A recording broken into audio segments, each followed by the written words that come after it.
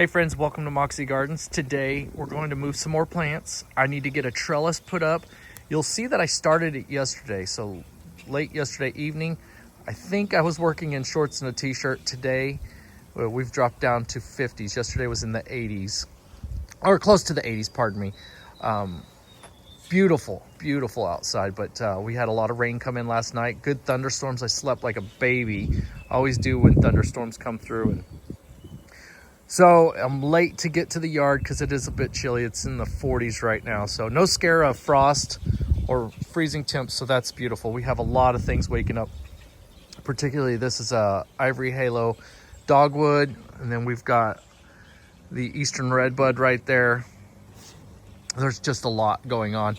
But today I want to finish the trellis for the clematis that's going to grow on that yellow shed back there. And then on the fence line that's back there, that little wooden post fence that I put in a couple weeks ago, feel free to go jump and watch that video. It's a quick little 10-minute video, I think, both videos combined. But I'm going to take a bunch of Japanese forest grass that I've got throughout the garden. Here's one right here. And it's not that I don't like them in their spots. It's just the spots have overgrown. The spaces around them have kind of dwindled where they get the light. And even though things love shade, they still like a little light. And so some things are darker there. And then I have these birch trees right above that are just drinking all the water. And so when I planted these forests, pardon my finger there, both of these here, they just aren't performing very well. They've been in the ground there 2 years. They should have. It takes a little while for them to get up, but I am going to move those over there as well. We've got a lot. Maybe we'll make a quick lap through the garden after I've done moving some things, and we can kind of see where the garden's at, and you can kind of see how you're tracking. Again, I'm in zone 6A, eastern Kansas. As well,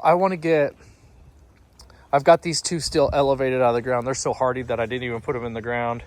The other day after I was done moving stuff, those are Autumn Joy sedum, pardon me. And then I have 3 more up front. I think I'm going to pop out the boxwoods here. They're just not performing well, not working for me. And then I have a lot of hardscape here that I don't like. So when I built that shed, Grandma's bird bath was back there. I just moved it there temporarily, so I need to find that a new home. The bird feeder just sits there during the winter because I can see from up there on our patio. I could see from the patio into my home, see the birds, and I'll watch the birds eat. We have blue jays and chickadees and cardinals. Let's see.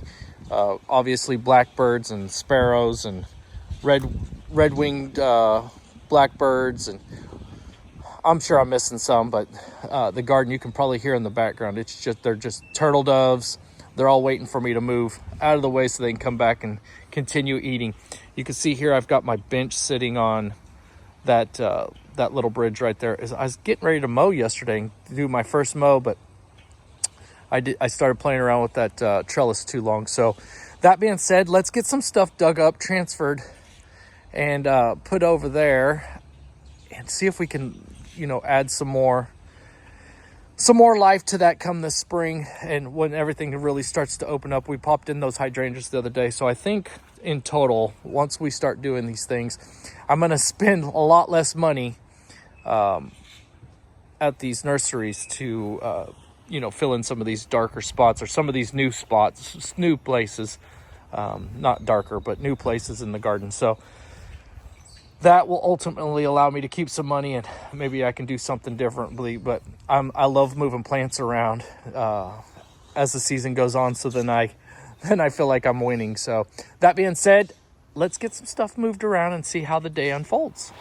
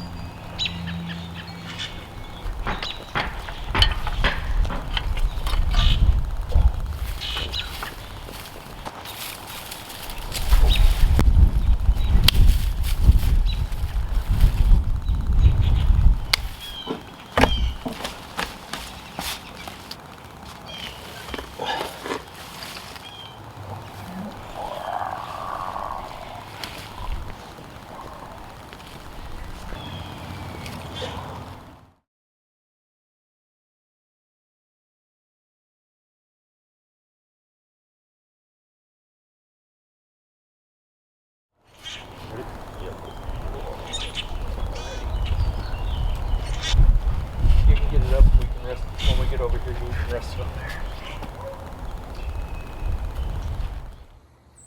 Okay, I think we'll just kind of start here because this is kind of where I feel like we made the biggest progress, because I'm getting rid of a lot of the hardscape and moving it into its correct spot. So we had that brown bird bath. You can't see it from here, but now it sits behind the boxwoods. We had that tall bird bath back there that came from my mother's grandmother. It's gone. So I'm moving a lot of this hardscape. So when I did projects late last fall, I had to move them to a different spot. And so that's kind of where it sat until just recently. But I think we're pretty much done with the hardscape. We took that little tricycle and we tucked it back. Those boxwoods I thought about taking out, but man, I'm torn about it because it blocks off a lot of the hardscape that's behind it. I really like it. I know I need to add one more if I'm going to keep that there. They'll stay wild looking like that. I won't hedge it out. I won't trim it up. I think that fits this garden. It looks really nice when people put them in the balls and spheres and have little waves to them, and everything's very nice. Just not for this garden, but I appreciate both styles. The other style is absolutely beautiful. I just don't think it fits what we're doing here in this garden. So we took the autumn joy sedum and kind of just tossed them in here. I did have two more, but they just won't fit, so I'll have to find a different spot. I can't go back any further. If you look here, we have all these birch trees and red buds, so it's not going to be able to fit in there. That's a real shady spot. But however, this space right here gets about, I'd say sun starts coming in here around 3 o'clock, the evening sun, and then it just stays here until the sun goes down. And then you can see I get a little bit of morning sun right through there, but not enough to keep sedum happy. So this little sphere here, you can see it came from the east side of our home where it was under a lot more shade and getting a lot less sun. So it's not as tight compacted as these are here. So in due time it will. I'll go back and I'll Chelsea chop those later on in the season, and hopefully I can share that with you guys.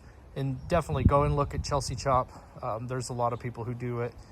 There's enough information on YouTube that you don't need another guy sharing it with you, but there's so much information, and it'll really help.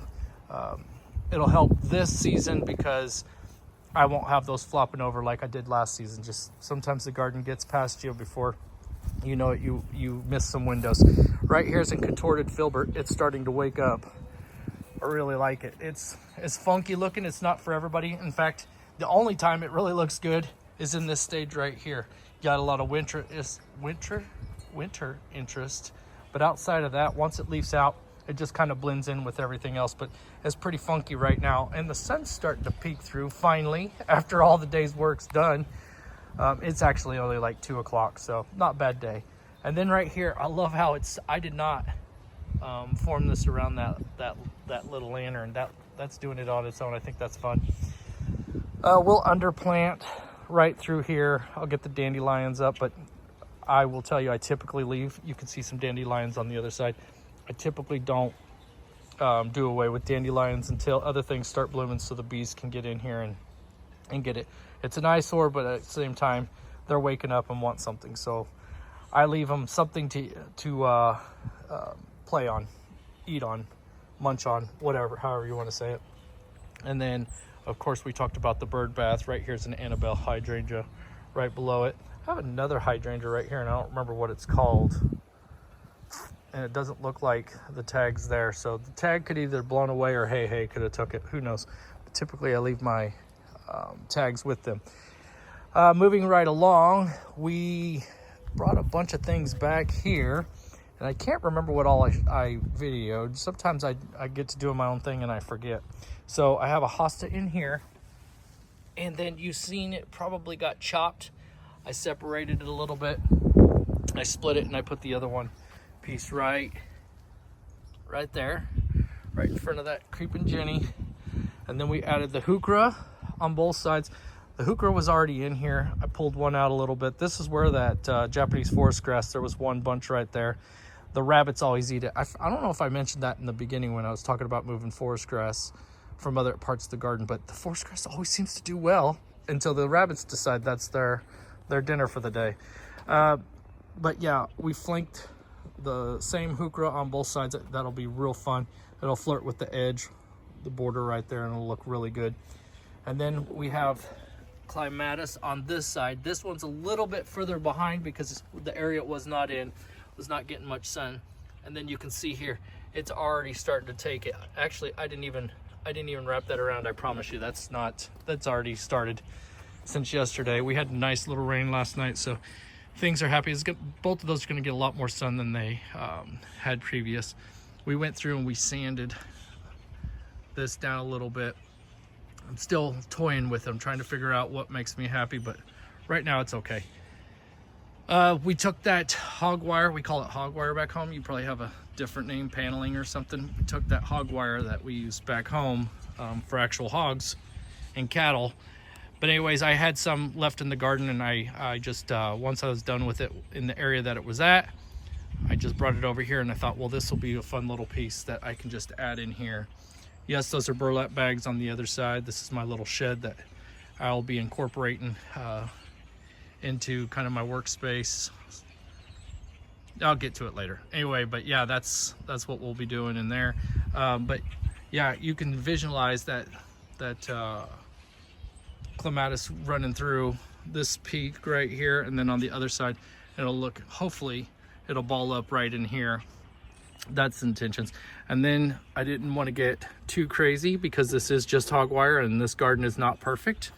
We do a lot of rust and old wood and type of stuff in here. I just took simple little 3-inch nails and drove them in these spots, and that's holding them. So they're in different areas. It's tight as a bug, and it's not going anywhere, so that should hold it. But just some simple nails held that right there. It's not for everyone, but it is for me, and it is for this garden, so it works out perfect. A lot of people are scared, I think, sometimes to take chances, and I'm typically not. I'll just shoot my shot, and if it doesn't look good, I'll take it and do away with it later.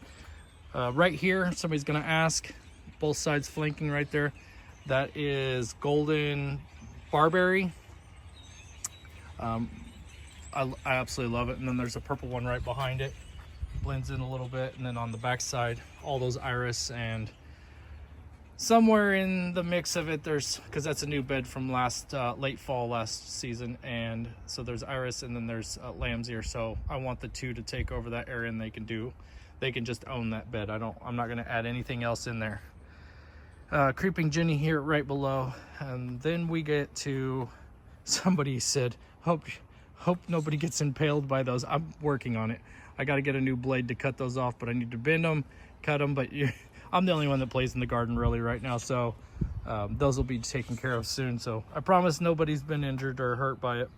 But we did plant up all these hydrangeas in the attempt I think it was last video, maybe 2 videos again, but in the attempt to flirt with the edge, soften up all the hardscape right through here, give us some color, give us something really, really nice to just, kind of wander down this path as you lead into the chicken coop back there. So that's part of the puzzle, these little hydrangeas.